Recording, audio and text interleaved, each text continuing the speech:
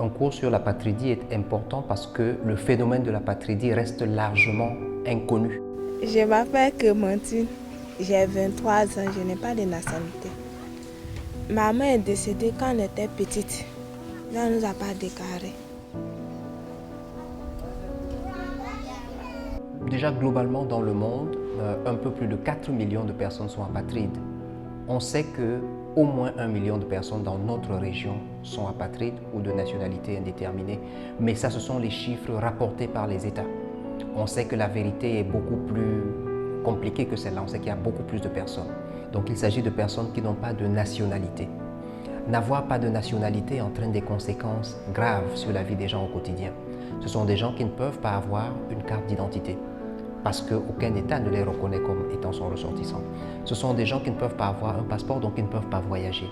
Ce sont des personnes qui ne peuvent pas avoir une carte bancaire, ils ne peuvent pas avoir un compte bancaire. Ce sont des gens qui ne peuvent pas avoir accès à l'emploi. Dans beaucoup de pays, ils ne peuvent pas, ce sont des enfants qui ne peuvent pas aller à l'école, qui ne peuvent pas avoir accès aux soins de santé. Donc l'apatridie impacte les gens dans leur vie de chaque jour de manière considérable. Tous les enfants de ma tante sont partis à l'école. Je n'ai pas le droit d'aller à l'école parce que je n'ai pas de papiers. Mais je pleurais, je voulais aller à l'école aussi. On me frappe même. Elle disait donc que j'étais sorcière. Que moi, ma place, c'est pour travailler, c'est pour faire lessive, faire travail de servante. Pour mettre fin à l'apatridie, le HCR travaille avec les États. Le HCR aide les États à identifier dans leurs lois les dispositions qui peuvent créer l'apatridie. Le HCR encourage les États à ratifier les conventions internationales sur l'apatridie.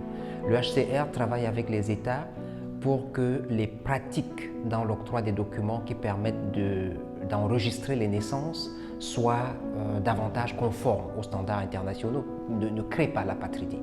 Effectivement, l'objectif global que nous poursuivons, c'est que chaque personne ait une nationalité. Lorsqu'une personne n'a pas de nationalité, il est toutefois important qu'elle soit reconnue comme apatride parce que le statut d'apatride, la situation d'apatride, lorsqu'elle est identifiée et qu'on met ce nom sur cette situation, elle donne accès à des droits spécifiques. Par exemple, on peut avoir accès à des documents d'identité qui nous identifient comme apatrides, plutôt que d'avoir aucun document parce qu'on n'a pas de nationalité.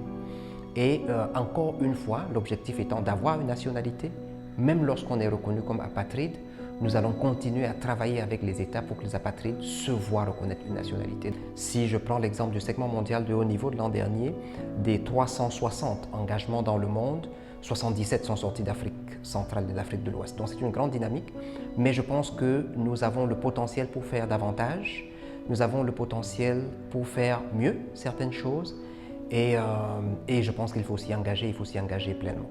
Je me sens comme si je suis à part parmi les gens. Je ne suis pas l'homme. Je me sens vide, je me sens seule. Et sans papier là, je n'ai rien dans le monde.